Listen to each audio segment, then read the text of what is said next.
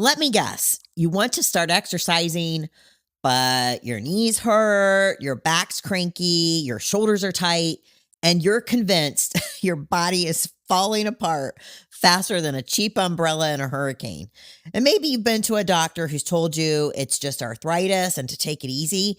Maybe you've tried physical therapy and it helped for a while, but the pain came back. Maybe you're taking anti-inflammatories like their vitamins and then wondering if this is just your new reality. Well, I've got news for you. Your body isn't broken. You just forgot how to freaking use it. So today we're fixing that. And by the end of this audio series, you'll understand exactly why your joints hurt, what you can do about it, and how to build a body that feels as good as it looks. Welcome back to Straight Talk with Abby, the audio series on transforming after 40. I'm your host, Abby, and I'm passionate about helping you get out of your own way so that you can become your best self. Let's get into it. So I've been seeing a meme floating around Facebook lately, and it really irritates me, to be honest. And the meme says this: enjoy your youth, because around 40, your body's dashboard is going to light up like a Christmas tree. And I'm sorry, but I'm going to call the bullshit card big time here. Your body becomes mostly what it becomes because of the lifestyle and the choices you make, period. Here's what happened to your body after 40. You stopped challenging it. Your joints didn't spontaneously decide to hurt. Your muscles didn't wake up one day and choose violence. You simply spent 20 years sitting in chairs, sleeping on soft mattresses, and moving in exactly 3 patterns: sit, stand, and walk to the fridge. So your body adapted. It got really, really good at those 3 things and really, really bad at everything else. So let me paint a picture of your movement day. You wake up in a soft bed, sit on the toilet, stand at the sink, sit in your car, sit at your desk, sit for lunch, sit at your desk some more, sit in your car again, sit on your couch, and then lie down in your soft bed. When's the last time you sat on the floor or hung from something, moved sideways, rotated your spine, went into a deep squat? Your body is like, what the hell is this person asking me to do, when you suddenly want to squat or lunge? And this is called disuse syndrome. Yes, it's real. And it's an epidemic in the developed world. Your tissues adapt to the demands you place on them, or in this case, the demands you don't place on them. Your hip flexors have been shortened from decades of sitting. Your glutes have forgotten how to fire properly. Your thoracic spine has adapted to a hunched position, and your ankles have lost their ability to dorsiflex because you never go into a full squat. But here's the thing, and this is super important. This isn't pathology. This is normal adaptation to abnormal lifestyle demands. Your body is doing exactly what it's supposed to do, given the environment that you have created. So the pain that you're experiencing isn't because your body is broken. It's because your body is trying to do things it hasn't been prepared for with movement patterns that it has not practiced. But the good news here is your body is incredibly adaptable at any age. The bad news, you have to actually do the work. And let me be clear about something. I'm not talking about becoming a gymnast or running marathons. I'm talking about being able to move through basic human movement patterns without pain. Getting up from the floor without using your hands, picking up your grandkids without your back screaming, and reaching overhead without your shoulder impinging. So let's go through your body joint by joint and talk about what's actually happening and what we can do about it. So your ankles are supposed to be mobile joints, but years of sitting and wearing shoes with heels have turned them into stiff, immobile blocks. When your ankles can't move properly, that stress gets transferred up the chain to your knees, hips, and your back. So a simple test that you can do is just simply try to squat down with your heels flat on the ground. If you can't do that, your ankle mobility sucks. Start with calf stretches against a wall, but more importantly, start spending time in a deep squat position every day. Let's talk knees because your knees are supposed to be stable joints that move primarily in one plane, flexion and extension. But when your ankles are stiff and your hips are weak, your knees start moving in ways they shouldn't. And that's when they start hurting. So knee pain is almost never a knee problem. It's usually an ankle mobility problem, a hip stability problem, or both. Stop trying to fix your knees and start fixing the joints above and below them. Hips. This is where most people over 40 have the biggest problems. Your hips are supposed to be mobile and stable at the same time. They should move freely in all directions while providing a stable base for your spine. But years of sitting have shortened your hip flexors, weakened your glutes, and created compensations throughout your entire kinetic chain. When your hips don't move well, everything else has to compensate.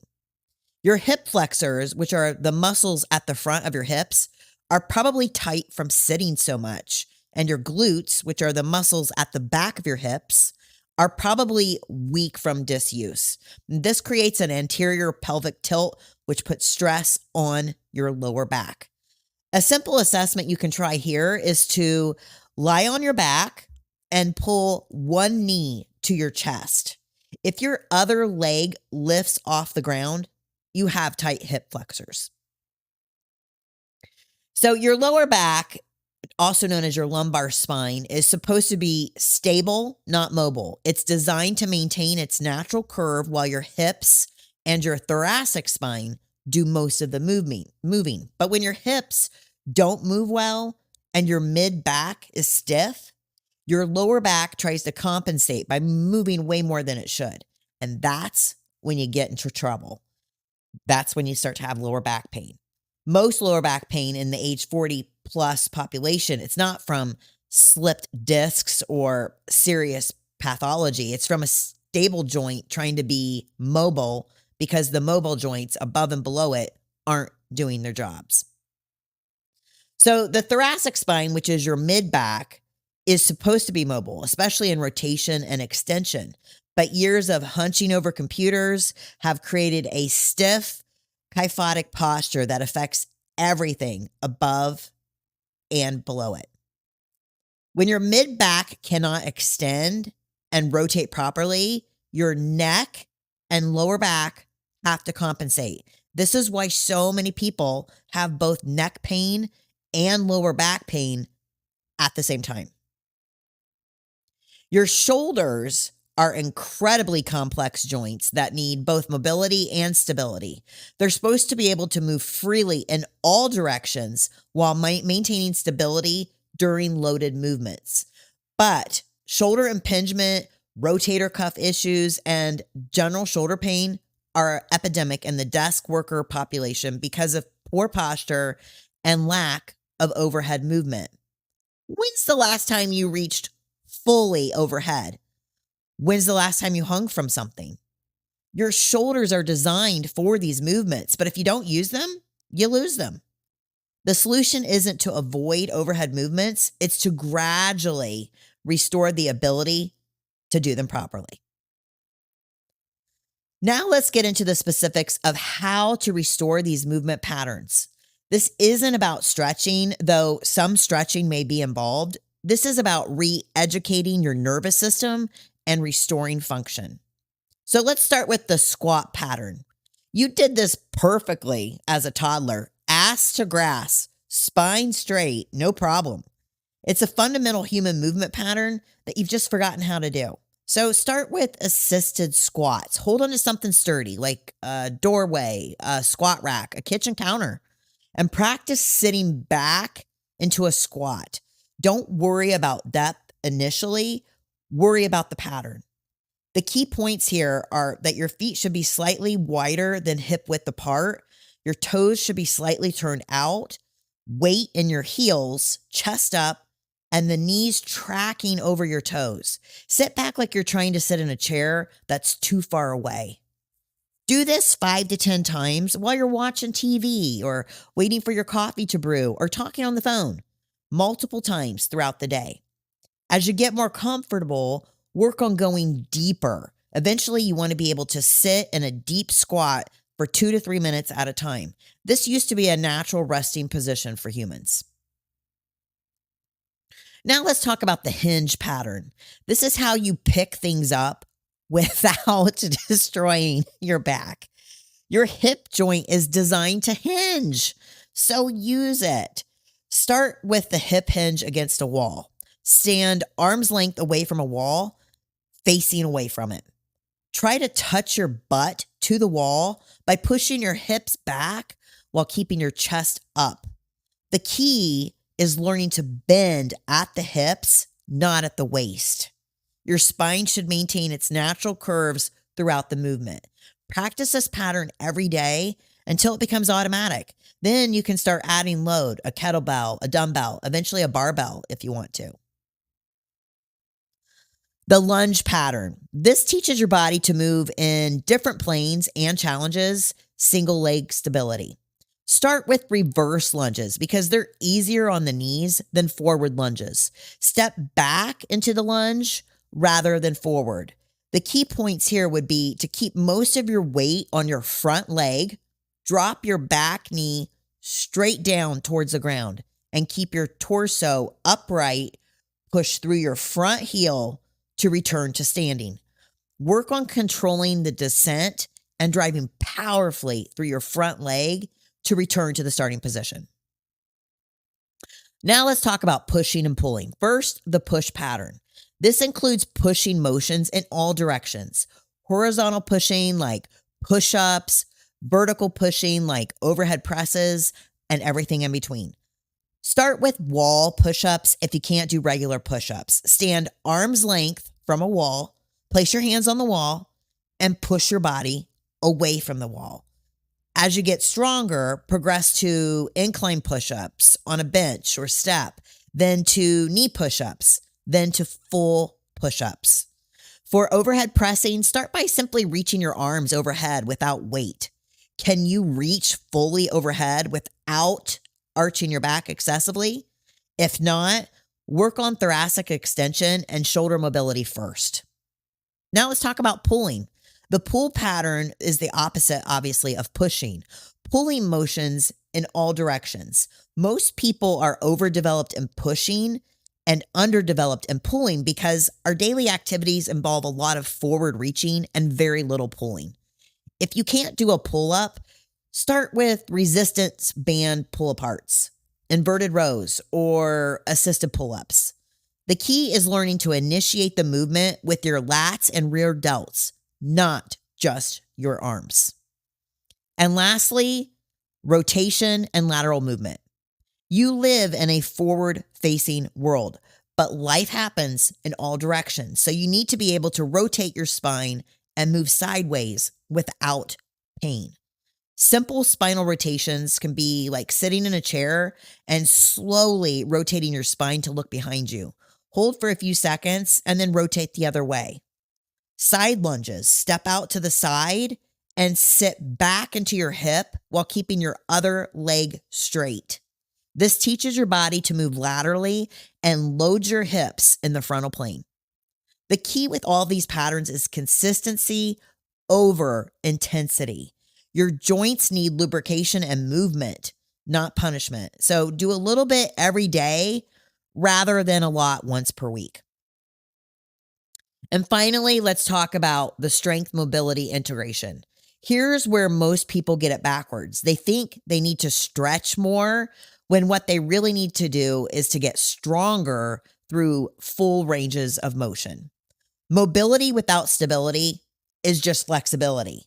And flexibility without strength, it's a recipe for injury. Your tight hips aren't just tight because they need more stretching. They're tight because they're weak and trying to protect you from movement you can't control. Instead of spending 30 minutes stretching, spend 20 minutes getting stronger in those positions. Passive mobility is when you use an external force to move a joint through its range of motion. This would be like stretching your hamstrings by pulling your leg towards your chest. But active mobility is when you use your own muscles to move a joint through its range of motion, like lifting your leg up in front of you, using your hip flexors and your core. Active mobility is far more valuable for real world function because it teaches your nervous system to control movement throughout that range of motion. So instead of doing static stretching, focus on strengthening exercises that take your joints through their full available range of motion. Things like goblet squats, which will do way more for your hip and ankle mobility than any stretching routine because you're teaching your body to be strong in those positions. And one of my favorites, Romanian deadlifts, which will improve your hamstring flexibility better than static stretching because you're teaching your hamstrings to lengthen under load while maintaining control. Overhead presses will improve your shoulder mobility better than doorway stretches because you're teaching your shoulders to be stable and mobile simultaneously. So here are my go-to exercises for the most common issues in the 40 plus population. For hip flexor tightness and glute weakness, walking lunges, Bulgarian split squats, and single leg glute bridges. Basically everything that we pretty much hate. For ankle stiffness, goblet squats, calf raises through full range of motion, single leg balance exercises. For lower back pain, try dead bugs, bird dogs, planks, carries like farmer's walks, suitcase carries. For thoracic stiffness, try cat-cow stretches, one of my favorites, and quadruped thoracic rotation, overhead reaches. The key is that these exercises serve double duty. They improve mobility and build strength simultaneously. Let's talk about foam rolling because everyone asks me about it. Foam rolling can be a useful tool for improving tissue quality and preparing for movement, but it's not magic. You can't roll your way out of movement dysfunction. Your IT band isn't tight because it needs to be beaten into submission with the foam roller. It's tight because your glutes aren't working properly. So rolling might provide temporary relief, but unless you address the underlying movement problems, you'll be rolling forever. Use foam rolling as a warm-up tool or for recovery, but don't make it the centerpiece of your mobility work. Your body isn't your enemy. It's just responding to how you've been treating it for the past 20 years. Treat it like a high-performance machine that's been sitting in a garage and just needs some careful attention. The pain you're experiencing isn't inevitable. The stiffness, it's not permanent. The weakness, it's not a life sentence. These are all adaptations to your lifestyle, and adaptations can be changed. But you have to be consistent. You can't do this for 2 weeks and expect miraculous changes. Movement restoration is a process, not an event. So start small, stay consistent, and be patient. Your knees, your back, and your entire body will thank you. Thanks for listening to Straight Talk with Abby. If this episode hit you where you needed it, here's what I want you to do. First, share this with someone who needs to hear it. Transformation is contagious, and you never know who's waiting for exactly this message. Second, if you're ready to stop starting over and start becoming the unstoppable version of yourself, I've got something for you. My audiobook, Your Breakthrough Era, Unstoppable Starts Here, is now available on Audible, iTunes, and Amazon. It's the deeper dive into everything we talk about here. And if you're ready to go all in on your fitness transformation, check out my program, Unstoppable 2.0, my 12-week program that combines fitness, mindset, and identity work to help you become who you're meant to be. You can find all the details at yourfitnesscheck.com. Remember, your breakthrough era doesn't start when you feel ready. It starts when you decide you're ready. I'll see you next time for more Straight Talk. Until then, keep breaking through.